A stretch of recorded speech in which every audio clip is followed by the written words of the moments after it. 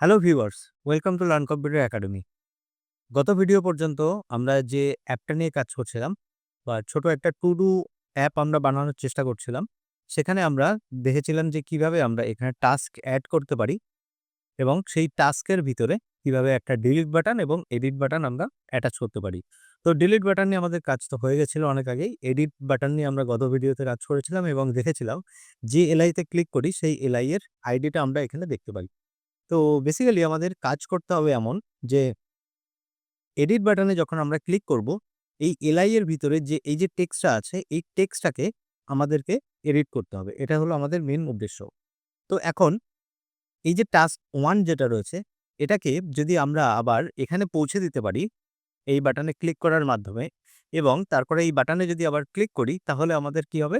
এই টাস্কটা এড হয়ে যাবে। তাই না? কারণ এড টাস্ক বাটনটা তো এডই করছে। এখন এক্ষেত্রে আমি এড টাস্ক বাটনে একটা অ্যাড টাস্ক বিটিএন বলে একটা আইডি এখানে নিয়ে নিয়েছি। এটা আমাদের প্রয়োজন হবে। তো আমাদের এখন ১ম কাজ হলো এইখানে যে টেক্সটটা আছে, এই টেক্সটটাকে যেকোনো উপায়ে আমাদের এখানে একবার পৌঁছে দেওয়া। তো চলুন আমরা দেখি কিভাবে করতে পারি। তো সবার ১ম এ আমরা যদি একটু এখানে আইডিটাকে সরিয়ে টেক্সট কনটেন্ট খেয়াল করি, তাহলে দেখব যে এডিট বাটনে যখন আমি কোনো টাস্ক লিখছি, এই যে টাস্ক কথাটা লিখে যদি এডিট বাটনে ক্লিক করি, তাহলে এখানে খেয়াল করে দেখুন যে টাস্ক, ডিলিট, এডিট এখানে ৩ টে টেক্সট এসছে। এই টেক্সট কোনটা? কারণ আমরা টেক্সট কনটেন্ট যেহেতু এখানে লিখেছি, তো আমাদের এলআই এর ভিতরে যে ৩ টে টেক্সট রয়েছে অর্থাৎ টাস্ক, ডিলিট মানে বাটনের মধ্যে যে টেক্সটটা সেটা আর এডিট এই ৩ টে জিনিস এসছে। এখন আমাদের তো ৩ টে জিনিসের প্রয়োজন নেই। আমাদের তো শুধু এই টাস্ক এই লেখাটাই প্রয়োজন, তাই না? তো সেক্ষেত্রে আমরা কি করতে পারি? আমরা এটা করতে পারি যে LI dot first child dot text content. এবার যদি আমি এখানে কোনো টেক্সট একটা টাইপ করি, অ্যাটাচ করি, এবার যদি এডিট করি তাহলে খেয়াল করে দেখবেন শুধুমাত্র কিন্তু হ্যালোটাই এসছে। ওকে? তো এখন আমি এখানে লিখছি hello world.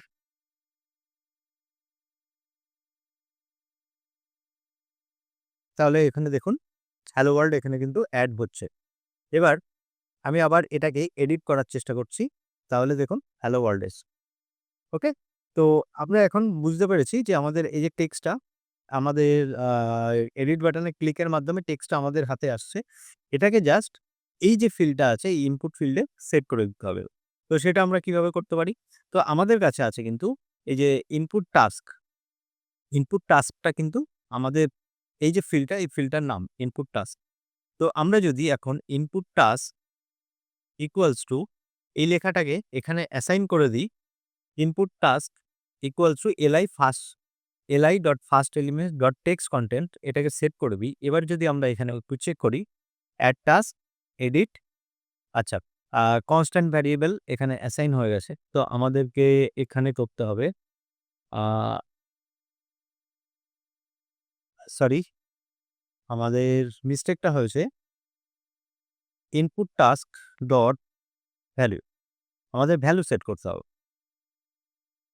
Hello, add task, edit তাহলে এই যে হ্যালোটা, এই হ্যালোটা কিন্তু এখানে সেট হয়ে গেছে।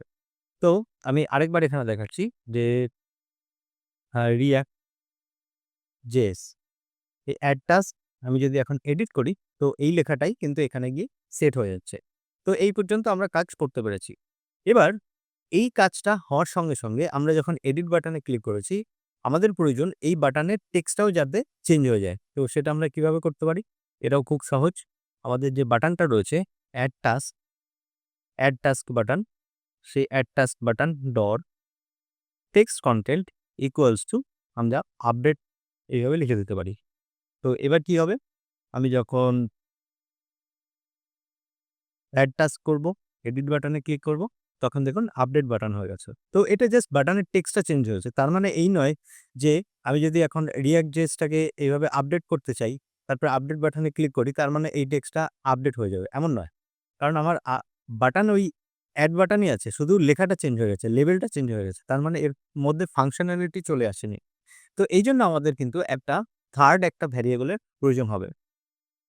তো সেই বাটনটা কি করবে? সেই ভ্যারিয়েবলটা আমাদের কি করবে? আমাদের এই যে টেক্সটটা চেঞ্জ করতে সাহায্য করবে। এই কোন টেক্সটটা? এই যে বাটনে আমি ক্লিক করেছি এডিট, এটা কোন এডিট বাটন? এই React.js টেক্সটের এডিট বাটন। তো এইটার যে এলআইটা মানে আমি কোন বাটনে ক্লিক করলাম সেটাকে দেখার জন্য, সেটাকে ট্র্যাক রাখার জন্য আমাদের একটা ভ্যারিয়েবলের প্রয়োজন। তো আমি এখানে এডিট টার্গেট নামে একটা ভ্যারিয়েবল নিয়ে নিচ্ছি। আ এখানে আর এটার মধ্যে এলআইটাকে অ্যাসাইন করে দিচ্ছি। তো এটা কোন এলআই? এটা হলো সেই এলআইটা যে এলআইটায় আমরা ক্লিক করছি। মানে যে এলআই এর এডিট বাটনে ক্লিক করছি এটা কিন্তু সেই এলআইটা। এটা জাস্ট ট্র্যাক রাখার জন্য। ওকে? তো এখানে আমি ভ্যালু তো অ্যাসাইন করে দিয়েছি কিন্তু এই ভ্যারিয়েবলটা আমার বানানো হয়নি। তো সেজন্য আমাকে এই ফাংশনের বাইরে এসে আ এখানে আমি আ edit target equals to null. ১ম এ আমি এটাকে নাল সেভ করে দিলাম। ওকে? এখন এডিট টার্গেটে আমরা অ্যাসাইন করতে পারব। ওকে। এ পর্যন্ত সব ঠিকঠাক আছে। এবার আমাদের দেখতে হবে যে এটা ফার্স্ট টাইম যখন লোড হচ্ছে আমাদের অ্যাপটা, তো সেটাকে আমাদের টার্গেট করতে হবে যে আমি কি ফার্স্ট টাইম এটাকে লোড করেছি অ্যাপটাকে? নাকি আমি কিছু লেখার পরে তারপর আমি এডিট করতে চাইছি। কারণ এই টেক্সটটা তো ২ ভাবে লেখা যেতে পারে। এই কনসেপ্টটা ভালো করে বুঝবেন। এই জায়গাটাই ক্রিটিক্যাল এই অ্যাপের। এডিট পোরশনটাই ক্রিটিক্যাল।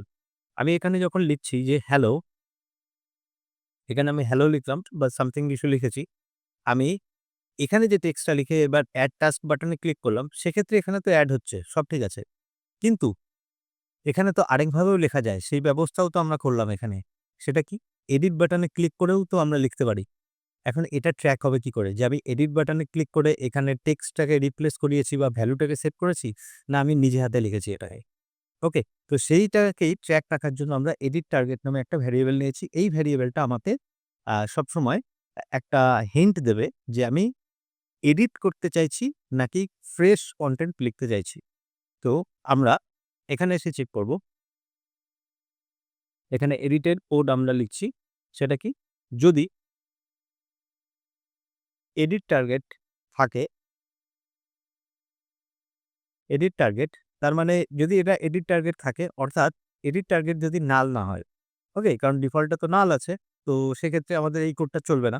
কিন্তু কেউ যদি এডিট বাটনে ক্লিক করে তাহলে কিন্তু এই নাল ভ্যালুটা চেঞ্জ হয়ে যাবে। চেঞ্জ হয়ে কি হয়ে যাবে? চেঞ্জ হয়ে কিন্তু আমাদের একটা নতুন এলআই সেট হয়ে যাবে। নতুন এলআই ইন দ্য সেন্স যে এলআই তে আমি ক্লিক করেছি, যে এলআই এর এডিট বাটনে ক্লিক করেছি সেটা সেট হয়ে যাবে। তার মানে সেই এই যে ইনপুট টার্গেট, এডিট টার্গেট এটা কিন্তু আর নাল রইল না। সেক্ষেত্রে কিন্তু এলআই হয়ে গেল। কখন এলআই হলো? যখন আমরা এডিট বাটনে ক্লিক করলাম। ওভারঅল ব্যাপারটা একটু কনফিউজিং লাগছে সেটা বুঝতে পারছি আমি। কিন্তু যদি এটা রিপিটেটিভ ওয়েতে দেখেন তাহলে বুঝে যাবেন কনসেপ্টটা। তো ঠিক আছে। এখন এডিট টার্গেট যদি আমাদের থাকে অর্থাৎ আমাদের কাছে যদি একটা এলআই থাকে, অর্থাৎ আমি এডিট বাটনে ক্লিক করেছি তাহলে আমার এলআই এখানে একটা পাওয়ার কথা। তাহলে এখন সেটাতে আমরা কি করতে পারি? Edit target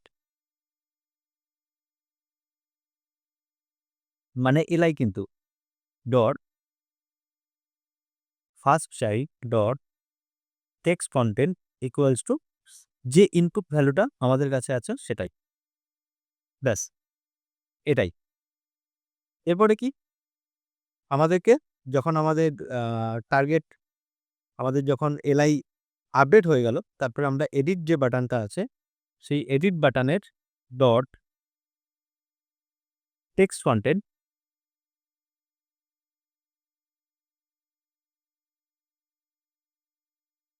edit target equals to আমরা আবার নাল সেট করে দিচ্ছি এবং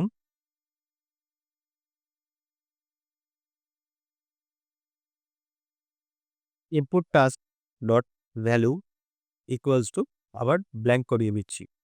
ওকে? একটা করে আমি এক্সাম্পল দিচ্ছি এবং সবশেষে এই যে আমাদের যে এড বাটন আছে, সেই এড বাটনের টেক্সটটাও কিন্তু এখানে চেঞ্জ করে দিতে হবে। Add button dot text content equals to আমাদের আছে এখন এড টাস্ক, এড টাস্ক।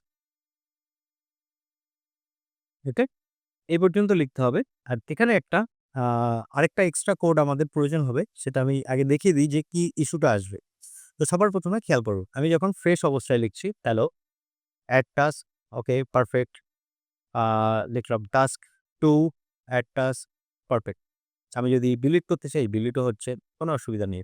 এখন আমি টাস্ক 2 টাকে আমি টাস্ক 1 করতে চাইছি। তো সেইজন্য আমাকে কি করতে হবে? এডিট বাটনে ক্লিক করতে হবে। যেই এডিট বাটনে ক্লিক করব এই টাস্ক 2 টা এখান থেকে মুছে এখানে গিয়ে সেট হয়ে যাবে। আ অ্যাকচুয়ালি মুছবে না, কপি হয়ে যাবে। কপি হয়ে এখানে চলে আসবে। আমি এডিটে ক্লিক করলাম। তো এই টাস্ক 2 যে লেখাটা সেটা আমরা এখানে সেট করিয়ে দিলাম। ওকে? এখন যেই এখানে সেট হয়ে গেল, সেট হয়ে যাওয়ার সঙ্গে আমাদের আরেকটা কাজ হয়েছে। সেটা হলো এই এডিট টার্গেটের মধ্যে মানে একটা ভ্যারিয়েবল আমি আগে ধরে নিয়েছিলাম সেই ভ্যারিয়েবলের মধ্যে এই এলআইটাকে আমি অ্যাসাইন করে দিয়েছি যে এখন এডিট টার্গেটের মধ্যে কিন্তু এলআই বলে একটা আ এলিমেন্ট আছে। সেইটা কোন এলআই? যে এলআইতে আমি ক্লিক করেছি। যে এলআই এর এডিট বাটনে ক্লিক করেছি সেটা।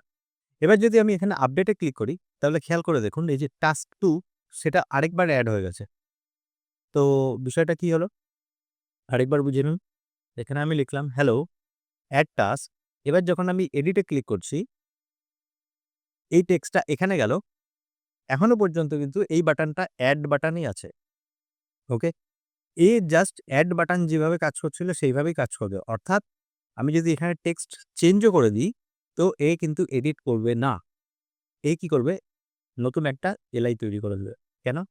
কারণ হলো আমার এই যে এডিট বাটনের যে এডিট টার্গেট যেটা, সেই যে এলআইটা, সেই এলআইটা কিন্তু আমার ইনপুট ভ্যালুকে ভ্যালু দিচ্ছে, এডিট টার্গেট আবার নাল হয়ে যাচ্ছে, ইনপুট ভ্যালু এখানে ব্ল্যাংক হয়ে যাচ্ছে, তারপরে বাটনের টেক্সটও চেঞ্জ হয়ে যাচ্ছে। সবকিছু ঠিক আছে। কিন্তু তারপরেও নিচের এই যে কোডগুলো, এই কোডগুলো কিন্তু রান হয়ে যাচ্ছে। অর্থাৎ তার মানে আমি এডিট টার্গেটের যে ভ্যালুটা সেট করেছিলাম, সেই এডিট টার্গেটের এলআই কিন্তু চেঞ্জ হচ্ছে না। অ্যাকচুয়ালি আমি চাইছি মানে এখানে যে সিচুয়েশন হয়ে দাঁড়িয়ে রয়েছে সেটা প্রত্যেকবার নতুন একটা করে এলআই ক্রিয়েট হয়ে যাচ্ছে। তো এটার কারণ হলো এই কোডটা নিচেও কিন্তু রান হচ্ছে।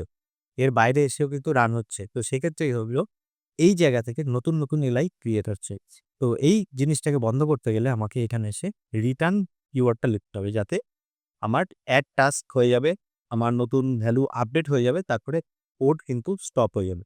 ওকে? তো সেইজন্য আমাদের এই জিনিসটা এখানে লিখতে হচ্ছে। এবার আমি আরেকবার লিখছি একই জিনিস হ্যালো এড টাস্ক এডিট।